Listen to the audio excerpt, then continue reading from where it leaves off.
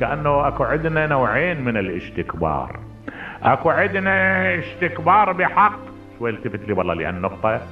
الاستكبار بحق شنو؟ شلون استكبار بحق؟ اكو بعض الناس اذا تعامله بإنسانية وتعامله بنعومة ما يفسر إنسانيتك ونعومتك يسميها إنسانية، لا، شي يفسرها؟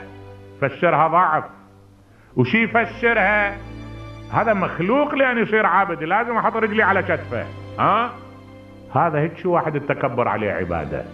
نبه، هيك شو واحد هذا التكبر عليه عبادة. تلاحظ القرآن الكريم ترى يفرق بين المواطن. موطن يقول ولا تستوي الحسنة ولا السيئة، ادفع بالتي هي أحسن، لأنه هذا اللي تقتضي مرتبة الأخلاق. وموطن لا، يقول ومن اعتدى عليكم فاعتدوا عليه بمثل ما اعتدى عليكم. لأن أكو نوع أصلا النعومة وياه والأخلاق وياه مو جيدة أبدا. التكبر على المتكبر عبادة.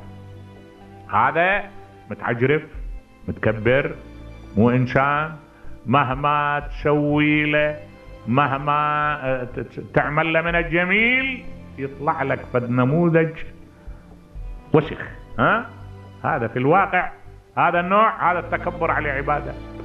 ومرة لا والله إنسان طيب سائر الناس اللي يقتضي أن تعاملهم على الفطرة، التواضع واللين والأخلاق والابتعاد عن التكبر، هي من مراتب الأخلاق اللي يدعو إليها الإسلام ويريدها.